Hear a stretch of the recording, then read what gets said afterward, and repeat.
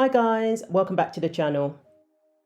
So here we have an example of female athletes losing out on prize money, up to $5,000 in this case, because they had men competing in their category. So we have 5 transgender disc golfers who won various competitions in the US Pro Disc Golf Association Women's Championships. These events took place from June 19 to June 22. We know that men can throw further than women due to upper body strength, and that's why we have categories. That's why we have a women's disc golf championship and a men's disc golf championship. But identity trumps everything again. And of course we can say it's just a coincidence that these male athletes across the board ended up winning, and they're the ones who ended up with the prize money. If this isn't an example of the hustle that has become gender identity, I don't know what is. Are these male athletes winning prize money in the men's competition? And this is just another way in which injustice is perpetuated against these women. Money is being taken out of their pockets, their livelihoods are being jeopardized. Some may naively think it's just $5,000, but that's $5,000 taken away from women through no fault of their own, for women who are the rightful winners. So the first male disc golfer is James Nova Politi, took first place in the women's 55 plus pro division, securing a national championship title, and was awarded a $2,050 prize.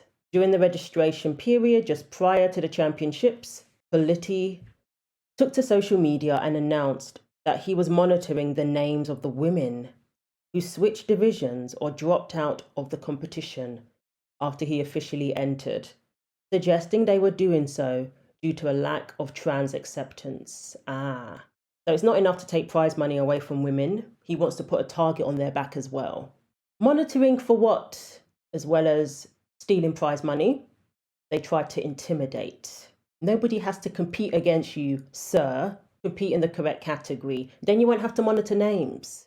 This is a third title for this person as well. Previously declared the PGEA Masters World Champion in the female pro 50 plus division in 2021 and 2022. So of course this goes on for years and they amass a pretty decent amount of prize money as a result. So this person has been competing in various competitions in the PDGA since 2015. But guess what? Politi won his first world championship after transitioning, after first competing in the women's category. Coincidence? And this person's partner, who's also male, won second place, taking home $1,000 in prize money. Salvatore Kimberly Glenola took second place at the women's championships, $1,000 in prize money for the 50 plus division.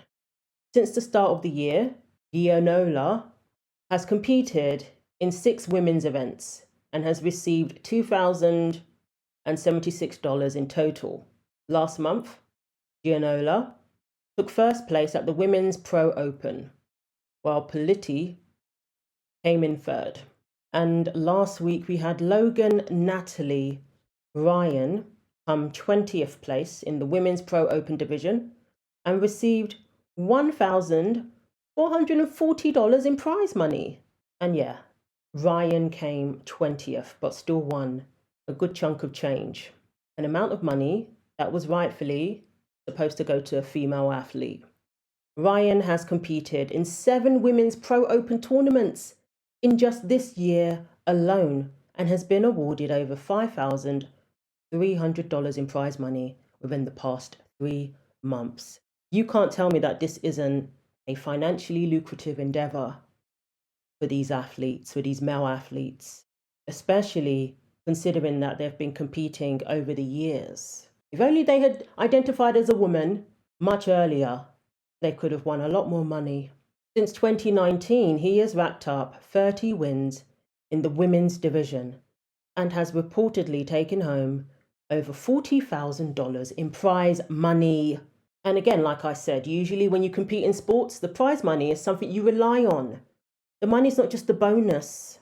Even if they have full-time jobs, the amount of time they spend training or practicing, That's money that will make a big difference to them, that will make their life a little easier, that rewards them for their hard work. And now a male athlete can come along claiming to identify as a woman and take money away from these women. It's infuriating, it really is.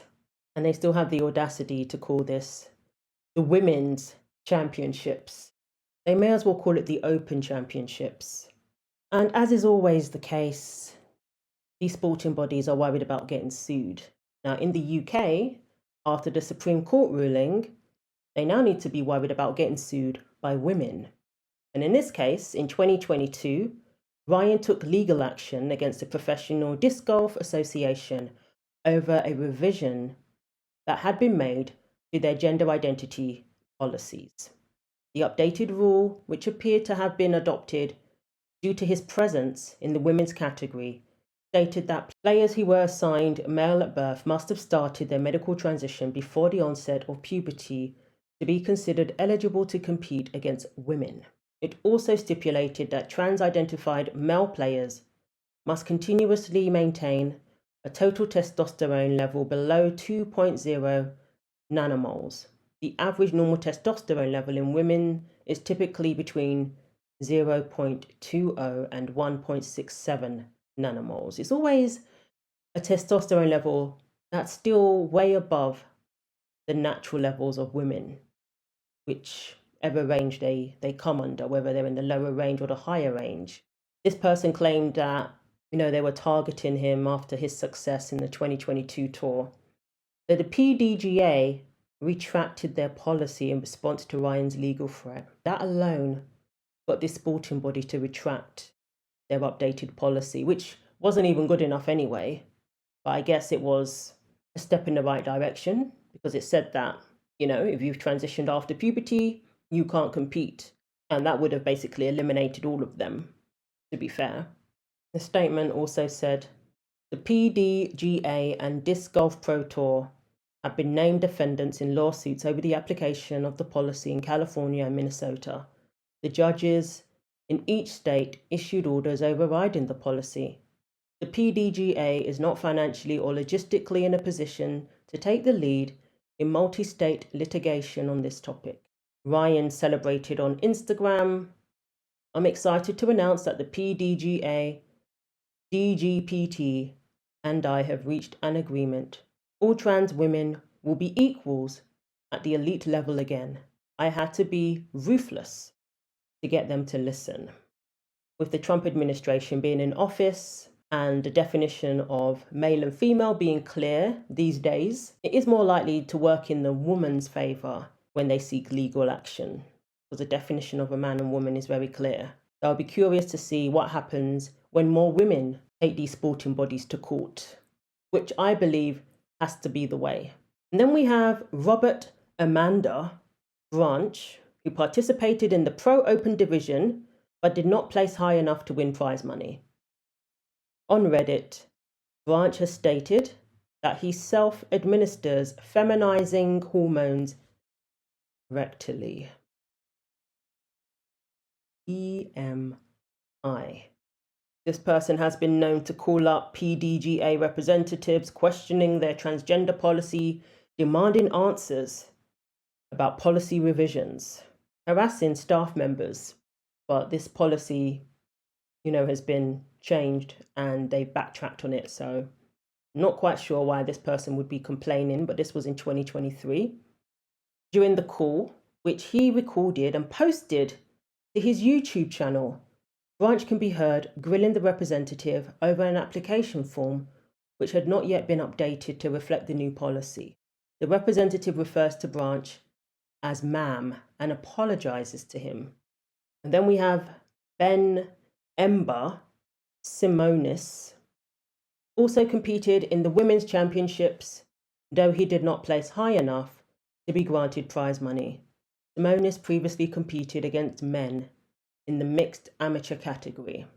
So it's $4,590 in winnings that have gone to men.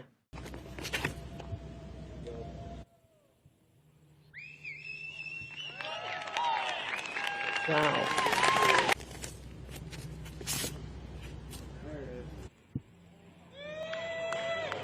Natalie puts so much more power on that tee shot. Yeah, I wonder why. I wonder why he had so much more power on that tee shot, if that's what she said. I wonder why. What a mockery. An absolute mockery of women's sports.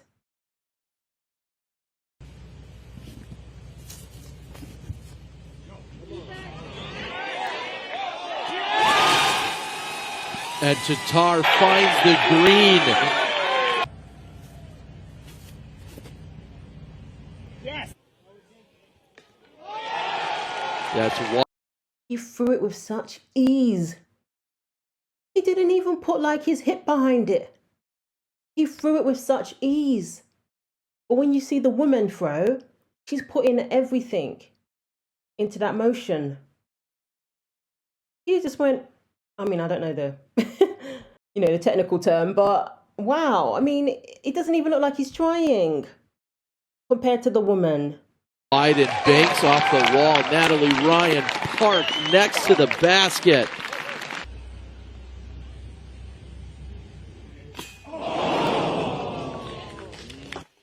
And inches short. Kristen Tatar will not extend the playoff. There will be a short tap in as she embraces her friend Katie. Natalie Ryan, your champion at the MVP Open.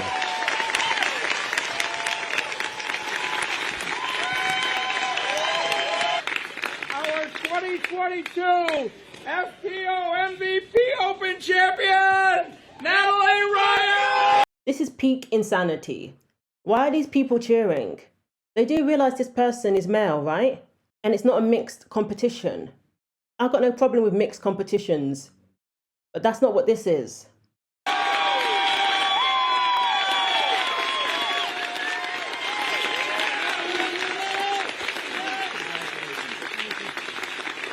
So this was in 2022, where Ryan defeated the top-ranking professional female disc golf player, Kristen Tatar. Wow, in the MVP Open in Massachusetts, Tatar holds the highest PDGA rating and multiple world championships. Compare the distance on his throw to hers. I mean, yeah, that was astounding. I mean, it left me speechless. And this is the top female disc golfer in this category, in this division. So you can be the best of the best, and then you end up having your position infringed upon by a male athlete. You end up having your prize money taken by a male athlete, as well as your trophy and the accolade and everything. Records all messed up. Enough of this. This is a mockery. Why are people acting like this is okay? This is a complete mockery, and I commend that wonderful female athlete, Abigail Wilson, who just refused. Unfortunately, that's what it's going to have to take. They know that we actually do hold the power when we refuse. They know that. That's why they're always trying to intimidate, to prevent women from refusing to compete. They're always trying to intimidate women to deter them from doing that. Because they know once we refuse to compete, once they have to compete by themselves, the appeal's gone. They've got nothing to compete for. All the glory is taken away once they have to compete by themselves. And they know it. That's why we had that woman, whose son competes in the women's category in track and field, saying, oh, you female athletes, you better not sit this one out. I'm taking note. I'm writing down the names of the women who refuse to compete in an attempt to intimidate. What's he going to do?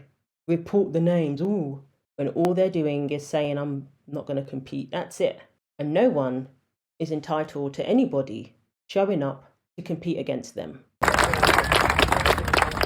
Finally, make some noise for Abigail Wilson! Gabby! Females must be Didn't protected throw in our it. division. This is unfair. I refuse to play. Woo! Yeah! That it's unfair. I refuse to play. Have a nice round, everyone.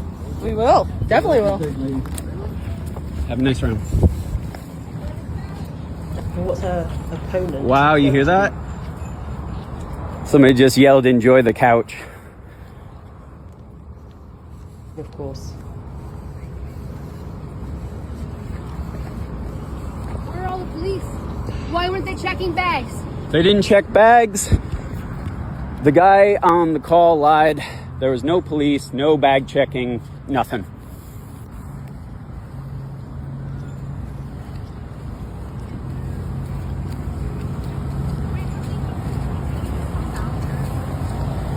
I have spectators that are here wanting to check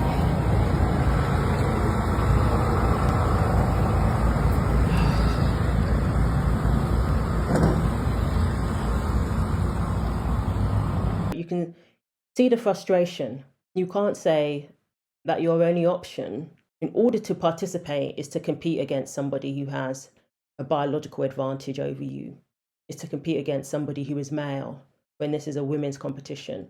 If that's the only option you're presenting to these women, then that's not an option. So when they self-exclude, they're still being excluded by the sporting body because you're not really giving them their own category. You're not really giving them fair and safe sports. And that snarky person who said, enjoy the couch. I'd rather be sat at home than compete against a male athlete any day. Because that's not an option. That's no option. Much rather be sat at home, minding my business, than be out there competing against somebody who shouldn't be in my category. Based on biological fact, not based on discrimination or bigotry, based on the very reason why we have categories to begin with. And you know what she's also going to enjoy? Being on the right side of history, being on the side that actually stands up for women and female athletes who deserve their own category, being somebody who contributed to putting an end to this. That's what she's also going to enjoy. And on Instagram, after she forfeited, she said, today I refused to play at the Music City Open. Females deserve to have their gender-protected division be protected. This is unfair. I have worked so hard to get to this point, to play on the DGPT, but the sacrifice of my career and my hard work is worth it if it means I can make a difference for other women, daughters, nieces, and the future of our sport. If you feel how wrong it is to have biological males be competing in female protected divisions in sports, now is the time to speak up and stand your ground. I took this stand today because I was having anxiety about playing with the openly trans player on tour because of the planned protests for this year and the threats of violence at the event last year. After speaking with a member of the DGPT staff yesterday, they made it clear they would be unwilling to change me to an earlier tee time when regarding my fears of safety on the course. They assured me that there would be bag checks, police and security at the event. Upon arriving this morning, there was no security or police presence. I was also allowed entry even though I did not have my credentials. There were zero security precautions. Today I most likely ended my career, and that is okay, because this is bigger than me. Wow. That's really heartbreaking to read. She doesn't deserve that. She should never be put in that position in the first place. This was back in April, and look where we are now. 5 male disc golfers taking prize money out of the hands of female disc golfers. Oh, God bless her. That was very brave of her, very commendable. And she has every right to look out for her safety. They didn't even do the bare minimum of implementing some security measures. And we had Kristin Latt speak out, formerly Tata, who actually spoke out against these male athletes competing in the women's division. She said, in sports, it's obvious to me why there are 2 divisions. We are designed differently. I think women should be in their own category. I want us all to be happy and to be able to play disc golf in fair conditions. So that was the same female athlete that we saw competing against Ryan, and we saw the differences in how they throw if you're male, how you throw compared to if you're female. And I'm glad she spoke out, making it clear that she's not for men competing in the women's category. So the female disc golfers have certainly been fighting though. In 2023, there were 33 professional female disc golfers who petitioned the courts to save their sport. The petition was referred to as the Stockton Declaration. That summer, professional player Katrina Allen also organised an action which she live streamed from her Instagram account. And there she said, it's an act of biology that being born with male biology, going through male puberty and experiencing male levels of testosterone conveys enormous performance advantages. Elite sport, for those of us born biological females, cannot exist without eligibility standards that consider these basic biological facts. 80% of women, according to a 2022 PDGA member survey, involved in professional disc golf believe that trans-identified males should not be allowed to compete against female players. PDGA administration appeared to respond negatively to the results, affixing implications, quote unquote, to the slideshow that stated, people lie on surveys. Some people lied on this survey. Wow. So it appears that their priority at the moment is avoiding legal action from the male athletes. Perhaps if more of the women sought legal action, especially with this current administration, they would think differently. And this was back in 2022, at the height of all the madness, where people were going around saying that men can have babies, where people are losing their jobs for misgendering or refusing to put pronouns in their bio. So yeah, these sporting bodies, they went along with it willingly. But now that we have a new administration where the definition of male and female is very clear, perhaps the PDGA will be more concerned about legal action from the women going forward. So let me know what you think. Thanks for watching. Like, comment and subscribe. Take care of yourselves, and God willing, I will see you in the next video.